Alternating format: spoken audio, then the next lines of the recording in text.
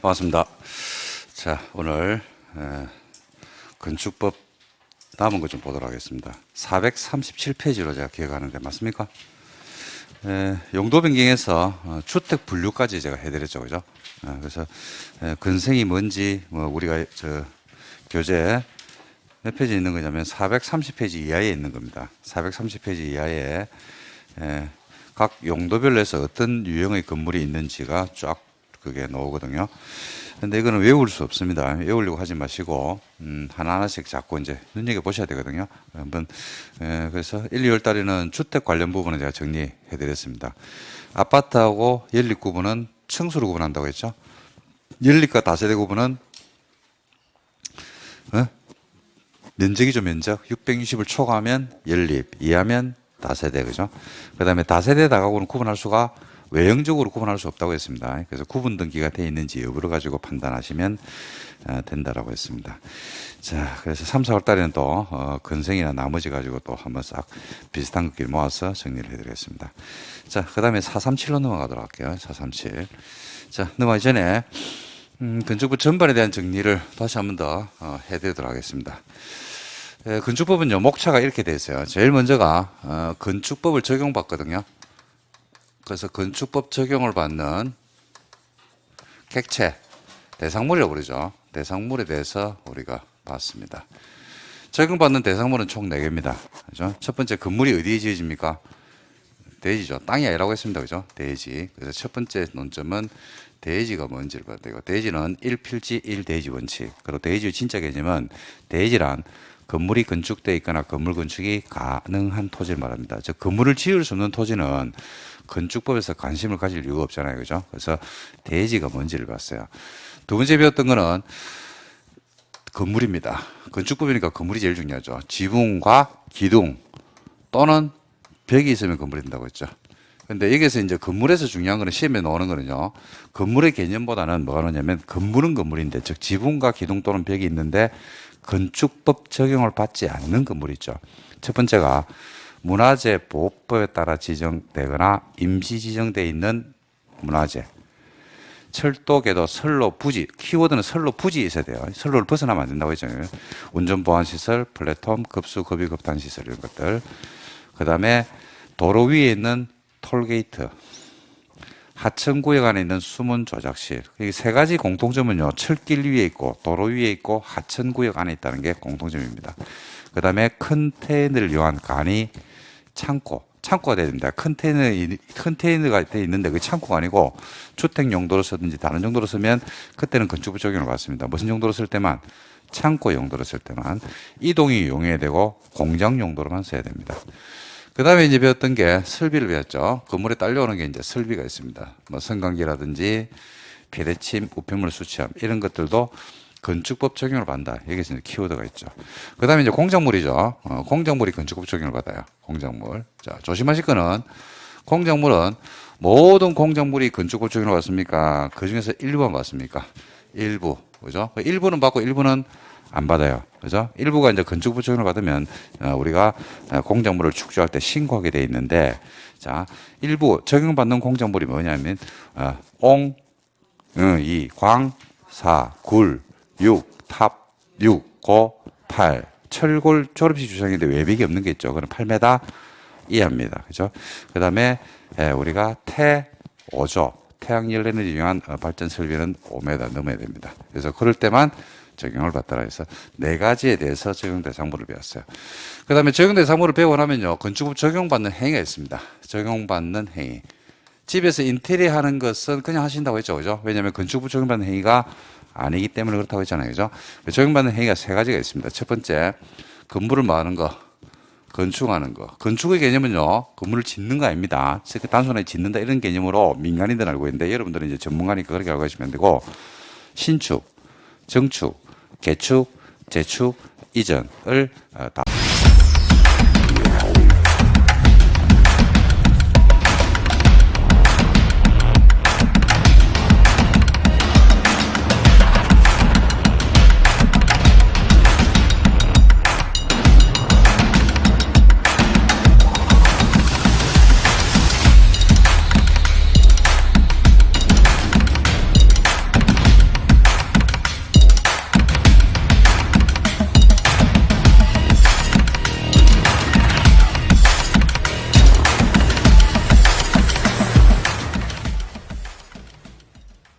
포함해서 우리가 건축이다 이래 얘기합니다. 그 다음에 두 번째 뭐가 있냐면 대수선이 있죠. 대수선. 내력벽이나 기둥이나 지붕틀 같은 주요 구조부를 주요 구조부죠, 그제? 그게 정설 해체하거나 정설 해체할 때는 숫자가 필요 없죠. 근데 수선 뱅이할 때 얼마 30 이상은 돼야 됩니다. 그 다음에 방화벽이나 구획을 위한 바닥벽, 그 다음에 주계단, 편한계단, 특별 편한계단, 그 다음에 다가구 다세대, 가구 및 세대 간 경계벽을 정설 해체는 똑같은데 수선 뱅이할 때 30까지 갈 필요가 없죠. 정설 해체, 수선 뱅이할 때는 대수선이 된다 이렇게 배웠습니다. 그 다음 배웠던 게 뭐였냐면 용도 변경을 배웠죠. 그죠? 용도 변경. 용도 변경은 시설군 9개를 꼭 기억하셔야 됩니다. 암기법. 자, 산, 전, 문, 영교, 건주, 기를 외운 다음에 나머지 이제 용도군을 배우면 되는데 위에서 아래로 바뀌죠. 그죠? 그럴 때는 어떻게 한다? 신고. 밑에서 위로 치고 올라가죠. 뭐 한다? 허가. 그렇게 해서 배웠습니다. 여기까지 배운 걸로 제가 알고 있거든요. 그 다음에 이제 이런 행위를 합니다. 이런 행위를 할 때는 네 마음대로 합니까? 규제를 받아야 돼요. 규제를 받죠. 즉, 건축법 적용 대상물인 건물을 건축하거나 대수선하거나 용도 변경할 때 규제가 필요하다니까요. 어떤 규제를 받는 게 원칙입니까? 허가 받는 게 원칙이죠. 때로는 뭐 하기도 하고 신고하기도 합니다. 때로는 허가 신고 없이 협의만으로도 지어지는 경우가 있다 없다? 있다. 이 협의는요. 건축주가 누구일 때 그러냐면 국가 내지는 지자체일 때. 그 다음에 네 번째가 가설 건물도 있어요 없어요? 있죠. 가설 건축물이 있습니다. 이 가설 건축물도 임시로 짓는 건데 허가받고 짓는 가설 건물이 있고 신고하고 짓는 가설 건물이 있고 이렇게 해서 두 개로 나누어서 보시면 돼요. 이러면 끝이죠. 그럼 이제 각종 규제가 됐어요. 자, 다시 할게요. 적용 대상물인 건물을 건축하거나 대수선하거나 용도 변경하고자 할 때 허가 내지는 신고를 받았거든. 그럼 이제 뭐 하겠어요? 뭐 짓겠지 뭐. 그죠? 어디에? 그렇지. 돼지 짓는 거예요. 돼지. 그래서 돼지를 또 배웁니다. 돼지. 여기는 돼지 개념이고, 요거는 돼지 요건. 건물이 지어지는 요건이죠. 그죠? 어떤 대지에 건물을 짓겠어요? 어떤 대지에? 도로가 있는 대지에. 그래서 도로를 배웁니다. 여기서 말하는 도로는요, 도로법상의 도로를 배우는 게 아니고, 건축법상의 도로. 건축법상에 필요한 도로를 배울 겁니다. 그래서, 도로가 있는 대지에 건물을 짓는데 어디에 짓냐면 건물 아무 데나 짓는 게 아닙니다. 아니고 뭐에 맞춰서 건축 가능선이라고 부르거든요. 건축 가능선이라고 하는 줄여가지고 건축선이라고 불러요. 건축선에 맞춰서 건물을 짓죠. 그럼 이제 드디어 자 다시 할게요. 봐봐요. 적용 대상물이 건물을 뭐 하거나 건축하거나 대수선하거나 용도 변경을 할 때 건축법상의 규제를 받는단 말입니다. 허가 신고. 그래가지고 건물을 짓죠. 어디에다가 도로가 있는 대지에 뭐에 맞춰서 건축선에 맞춰 짓죠. 그럼 이제 건물을 짓는다니까요. 건물을 지으면서 승강기를 설치할 수도 있고요. 그 다음에 헬리포트를 설치할 수도 있고 비상계단을 설치할 수도 있고 비상구를 만들 수도 있고 하는 등등의 설비나 구조, 재료 뭐 등등에 대한 내용이 나와요. 근데 이거는 시험하고 상관 없다고 했죠. 그죠? 그래서 우리가 건물이 이제 지어지는 겁니다. 이러면 이제 건축법이 끝이에요. 그죠?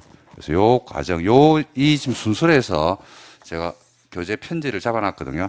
그래서 이제 건물의 건축으로 들어갑니다. 그래서 보니까 437에 보니까 뭐가 나옵니까? 건축 허가라고 나옵니까? 나오죠. 보시면 돼요. 자, 먼저 건축에 대한 입지 규모의 사전결정이라고 나옵니다. 사전결정이란 말부터 해서 정리를 좀 하도록 하겠습니다. 사전결정인데, 자, 한번 보세요. 이게 한 10년 됐네요. 새로 만들어진 지가. 옛날에 이제 이런 제도가 없었는데, 이게 왜 만들어진지를 알면 굉장히 쉬워요, 이거는. 자, 그래서 사전에 뭐 하자? 결정하자. 뭐 하기 전에 이러니까, 뭐 하기 전이냐면, 허가 받기 전입니다. 건축 허가를 받기 전에 결정해 주세요. 뭐를? 허가 여부를 결정해 주세요. 라는 게 입지 규모에 대한 사전 결정이라는 제도입니다. 사전에, 뭐 하기 전에? 허가 받기 전에 결정해도 이거죠. 왜 이런 제도를 만들었는지 한번 설명드려 볼게요. 들어봐요. 자, 여러분 댁 근처에 나대지가 있거든요. 이만큼의 나대지가 있어요. 와, 근데 토지가 볼 때마다, 야, 여기를 왜 피워놨을까? 너무 위치도 좋고, 토지도 반듯하고 괜찮은데. 그래서, 내가 여기다가, 건물을 지어가지고 내가 직접 입점을 시키든 아니면 분양을 하면 이 대박 날 것 같은데. 근데 계속 비어 있다는 얘기입니다. 그래서 이제 갑이란 분이 맨날 왔다 갔다 하면서, 그죠? 이 소유는 누구 거냐면 A가 소유하고 있어요. 토지가 너무 마음에 드는 거야. 그래서 내가 좀 이따 돈 모아가지고 사야지, 대출받아 사야지라고 등등 생각했어요. 근데 어느 날 꿈에 나타나가지고 네가 빨리 이거 사가지고 건물 지으면 대박 난다 이런 생각이 안 되겠다. 내가 지어야 되겠다. 라고 해가지고 다음날 허가권자한테 가가지고 허가 신청을 제기했어요. 그럼 허가권자 뭐라고 이야기하겠습니까? 처음부터 다시 얘기해야 되나? 자, 허가권자 뭐라고 얘기할까요? 어? 네가 정신이 있나 없나 이라겠죠. 왜? 남의 토지잖아. 남의 토지에다가 건축을 신청했으니까 허가 서류를 받아주겠습니까? 안 받아주겠습니까? 안 받아주죠. 그죠? 네가 정신이 있나 없나 라고 하니까 아차 내가 정신이 없네. 그래가지고 이제 공인중개사 주변에 있는 아는 중개사를 통해서 이제 A한테 매도 의사가 있는지 물어봤어요. 그러니까 A가 매도 의사가 있어. 그래가지고 이제 밀고 땡기고 막 이래가지고 토지를 갖다가 드디어 50억 주고 매입했어요. 50억 주고 매입했어. 그래서 이제 진짜 이제 정신을 차렸어요, 안 차렸어요? 차렸죠. 그 정신이 들어가지고 토지를 매입하고 30억은 대출 받고, 그죠? 다 팔아가지고 이제 토지를 매입해가지고 허가 신청을 제기했습니다. 그러니까 허가권자가 뭐라고 얘기하냐면 허가를 내준다, 못 내준다? 못 내준다. 이거 못 짓는데 이거 허가 못 내주는데? 라고 얘기합니다. 갑이 정신이 어떻게 될까요, 또? 아니, 한번 상상을 해봐라고. 토지를 매입했는데 허가 신청을 제기하니까 내가 짓고자 하는 건물에 허가 안 나온다고. 뒤로 넘어가죠. 뒤로 넘어가죠. 뒤로 넘어가면 모일납니다, 이거. 영원히 모일날 수 있겠죠. 이런 경우가 있을 수 있죠. 이럴 수도 있잖아요, 그죠? 농지가 있거든요. 농지가 있는데 내가 이 농지를 매입해가지고 농지를 뭐한 다음에 전용한 다음에 여기다가 농산물 보관용 창고를 지어야 돼요. 그러면 전용을 해야 될 거 아닙니까? 그럼 농지 전용 허가 신청을 해야 돼요. 창고를 지으려면 건축 허가를 받아야 돼요. 맞습니까? 그 농지를 매입했다니까. 농지를. 아싸, 이러면 10억 주고 매입했다니까요. 그래가지고 전용 허가 신청을 했거든요. 그러니까 뭘 하느냐, 이가 그 전용 못 해주는데, 이럽니다. 그건 절대 농지라서 농지 절대로 전용 못 해주는데. 전용을 했어. 허가 신청을 했거든요. 그러니까, 그건 안 돼. 이러면서 나옵니다. 그럼 농사 지으려고 산 게 아니고 창고 지으려고 샀거든요. 10억 주고. 그럼 어떻게 될까요? 농사 지어야지, 뭐, 이제. 그죠? 기농에서 농사 지어야 됩니다. 이런 문제가 생길 수 있다, 이겁니다. 그런데, 만약에 뭐 받기 전에 사전에 허가 여부를 결정을 해주면 신청하는 거죠. 그래가지고 사전 결정 단계에서 오케이 사인이 나야 안 나? 나죠? 그러고 나서 토지를 뭐 하면 매입하고 건축허가를 신청하면 사전 결정에서 오케이 했기 때문에 허가 나온다 안 나온다? 나오겠죠. 그러면 이제 좀 안심하고 할 수 있지 않을까라고 미련이 엄청나게 들어갔어요. 이 토지가 이거 우리가 매입을 할 건데 이거 어떻게 될지를 모르는데 이거 무턱대고 매입할 수 없지 않느냐. 그러니까 미리 좀 판단 좀 해도 라고 이야기를 했거든요. 들어보니까 그 말이 맞거든. 그죠? 그래서 이 제도를 만드는 거예요. 사전 결정을 누구한테 신청하냐면요. 건축 허가권자한테 신청합니다. 허가권자가 사전 결정에서 오케이를 했죠. 그러고 나서 건축 토지를 매입하죠. 토지를 매입했어. 매입하고 그 다음에 건축 허가를 신청해서 누구한테? 허가권자에게. 그럼 허가권자가 사전 결정 단계에서 오케이 했는데 나중에 허가 단계에서 내가 언제 그걸 말하래? 그렇게 하면 돼, 안 돼? 안 되는데 이걸 뭐라 그러냐면요. 행정의 자기결정력이라고 불러요. 행정법에 있는 이야기인데 뭐 여러분들 그냥 듣기 마세요. 행정청은 스스로 내린 결정에 대해서 나중에 번복하면 된다, 안 된다? 안 되죠. 그럼 국민의 신뢰가 깨져버립니다. 이걸 행정의 자기결정이라고 그러고, 요거는 나중에, 물론 중간에 이제 사정 변경이 생긴다든지, 그죠? 어떤 특수한 이유가 생기면 그렇지 않은데, 그렇지 않은 다음에는 허가를 내줘야 되죠. 그래서 이게 이제 이 제도를 도입하고 나니까 그 이후부터 그런 민원들이 없어지고 토지를 매입하는 주체들이 좀 안심하고 매입하더라. 근데 이거는 누구도 좋냐면요. 허가권도 좋아요. 왜냐하면 사전결정 단계에서 심사를 했어 안 했어?